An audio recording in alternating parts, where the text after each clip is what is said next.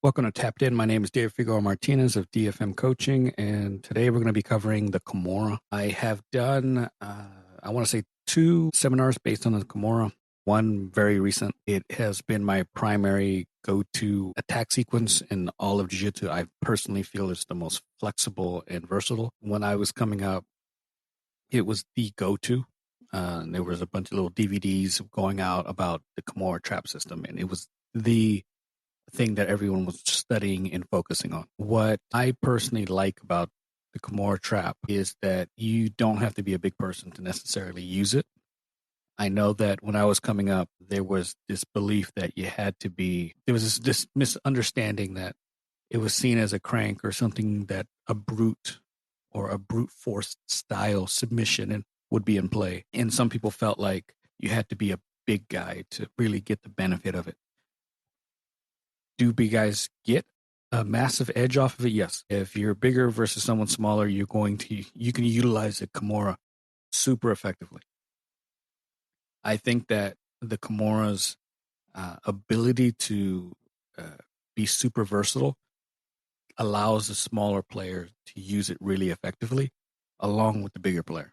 I am 5'4", 195 pounds usually.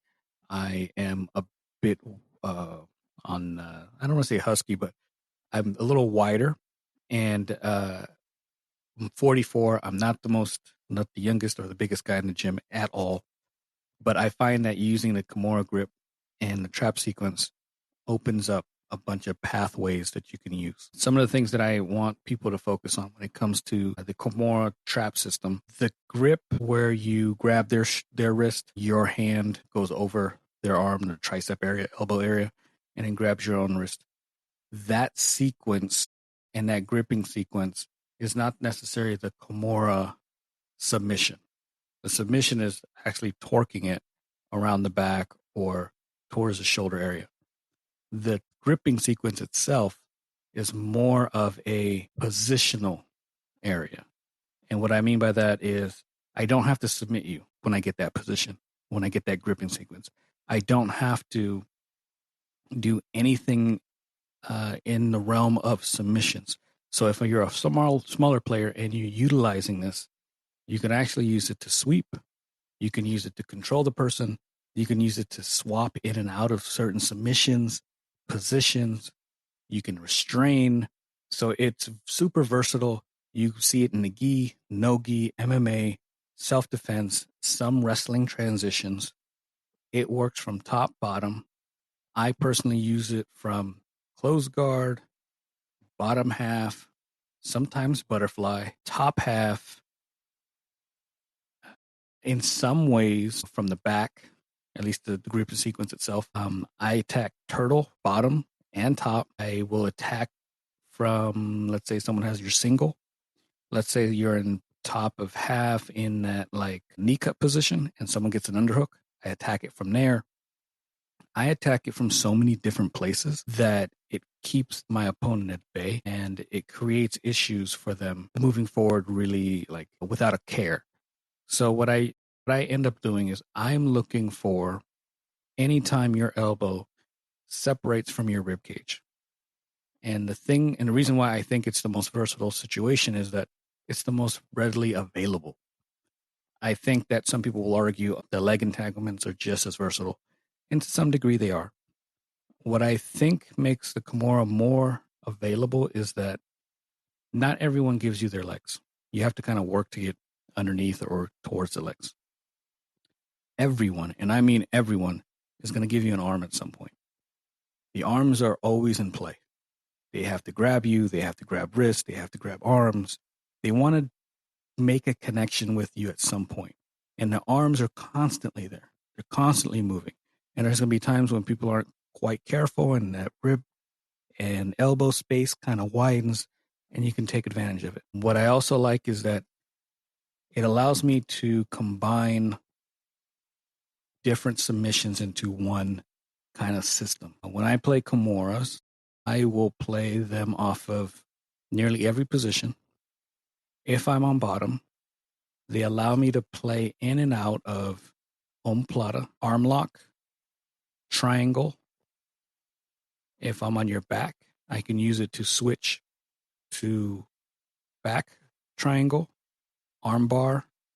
I can use it to set up certain chokes. When I am in literally any position from top, if I can get that Kimura grip, I can transition to T and then start taking it back. One of the positions that I love using the Kimura grip for is from north-south. I will start wedging my arm underneath you or underneath your arm. So it's now bracing between your top arm. Let's say you're north-south and you're on your side. It's bracing between your top arm and your rib cage.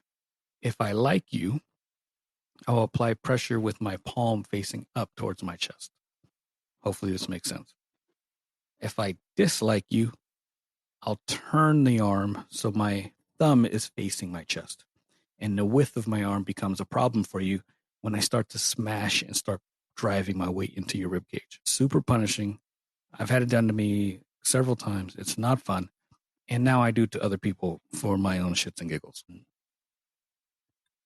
If I'm on your back, oftentimes, yes, I like the seatbelt, but I might switch to a Kimura grip on the side that my head is on, and it allows me to switch into an arm bar. If I do have the seatbelt, I almost always grab the Kimura grip off of the seatbelt. I think the seatbelt's great. It creates a lot of control. The Kimura grip with the seatbelt is out of this world. It creates so much control that it's hard for the person to escape without breaking that gripping sequence. If I can get that, then I can start attacking the back, isolating your arms with my legs, start going off of the back triangle. There's a whole host of things that I love doing from these positions. I have plenty of videos out that I'm going to probably accompany with this specific episode, kind of going over what I like to do from here so that there's a visual element to it. If I'm going to discuss the biggest things that I like about the Kimura or the biggest aspects that I really focus on when it comes to it, I don't like grabbing the wrist. I think grabbing the wrist allows your opponent to slide or rotate to your own wrist, and they can pull their elbow to your ribcage, their ribcage. When that happens, it's harder for me to get to that Kimura position. What I want to do is grab your hand. My thumbs are connected, one on top of the other. My fingers are wrapping around your hand, and the side that's facing my hand is your knuckles. And my fingers are wedging into the palm of your hand, almost like you're making a heart shape. The reason I like this position is because when I start to use that to pry your elbow in without even touching your elbow, it forces your elbow to kind of flare out. You're moving it in such a way that you're almost like wanting to wrist lock them, but they don't want to be wrist locked and they're not going to hold themselves in place. So because they're not going to hold themselves in place, they move the elbow out. I'll usually place that hand, the one that I'm grabbing, on the outside of the thigh. Let's say we're in half, bottom half, or in close guard. I place it to the outside of the thigh. The elbow stays flared because I'm holding the hand in place. I'm not allowing him to turn. The elbow stays flared to some degree and allows me to get in really easily.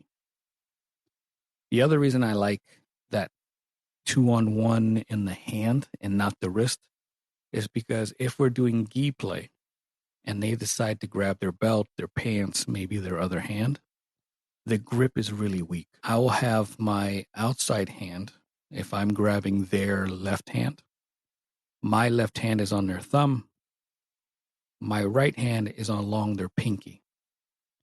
If I don't allow them to close their hand when my fingers are in the middle or inside their palm, they can't close completely.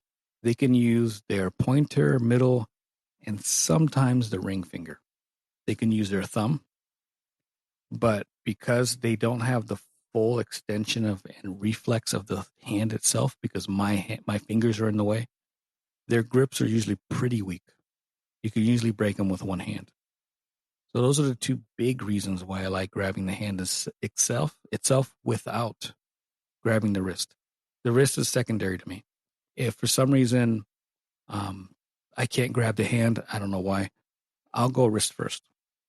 But in the process of things, usually I can slip down to the hand and then jam my fingers inside of their hand where they can't create a solid grip on anything.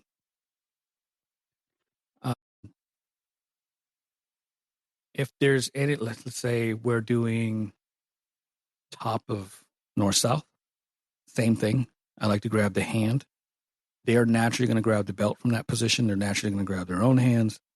It's not a strong grip from there. I'm trying to think of any other positions where I would do wrist over hand. There's sometimes where we're just in a sequence and a scramble. I might go wrist first because it's just a little easier. But if you can grab just above the wrist, right where the forearm kind of like starts to get a little bit thicker, I grab that. It's about mid-arm, mid-forearm. I grab that, and generally speaking, they want to pull their arm back. So then I just allow my hand to slide right over the thumb. My hand will hook in there, and my other fingers will wrap right into the palm. After you've gotten some practice with it, it doesn't take a whole lot. You'll find it literally from everywhere. Literally from everywhere. It's a position that I don't necessarily have to rush. If I have injuries, maybe I don't play it from bottom as much, but I'm definitely playing it from an open space. I'm definitely playing it from the back, and I'm definitely playing it from closed guard. I like surprising people. I don't always finish the Kimura. There's times when I get the grip and I allow them to make mistakes based off of it because they understand I'm a Kimura guy. There's times when I get the grip and my goal is not to finish. I don't have to finish the sub. Maybe I just want to get to the back. And I love playing off the back. It's a solid position. And I'll roll right out of top half. They'll start to get up, throw myself into a back take, and we start playing the game from there. There is very little that the Kimura can't benefit you in, regardless of size. I think that when you are finishing, can't forget this, if we're finishing the Kimura from, let's say, bottom closed or bottom half, I do not want to swing outward widely. I want to pull everything into my chest and then make my body rotate for me. It's hard to explain over audio. Again, I'll have the videos for you. You want to play the game as tight to your body as possible. The further my arms are, if I'm finishing that Kimura, the more strength is involved.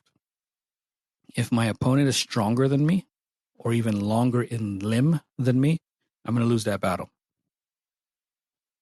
If I get that Kimura grip from the bottom of half or the bottom of close guard, I want to hug it and bring it to my chest. I don't want to play the extended arm game. I don't want to allow them to power or rotate the arms out. I want to hug everything to my chest. That creates pulling motion with your arms, triceps, biceps, and so on. But also it lets your shoulders and back come into play. And when you use everything upper body, chances are you're going to beat that person, even if they're bigger. Because you're so tightly bound and you're constricting everything, you can let your body within work from that position, opposed to your arms doing the work for you. I'm hoping that this helps. There's going to be some solid questions. Again, I have videos. I have 2 series that will be up if you want to purchase those. I do not sell them for large amounts. They're just something that I put out there in hopes that people can kind of understand the Kimura game a bit better. If you have any questions, please hit me up, DFM099 or dfmcoaching.com. Reach out to me. I love answering questions. If you want more stuff like what I'm doing from maybe a bigger library, I highly recommend reaching out to BJJ Mental Models Premium. We have a code available for you, Figueroa-Martinez, one word, FIGUEROA Martinez. They'll give you a free trial, a discount. I highly recommend it. It's probably the best platform for this type of content and mental approaches and how to address deficiencies in your game when maybe you can't afford private lessons as often as you would like. That mental models is one of the things that I use regularly for me, and it's by far one of the best tools you can have. Any questions, please hit me up. Thank you so much.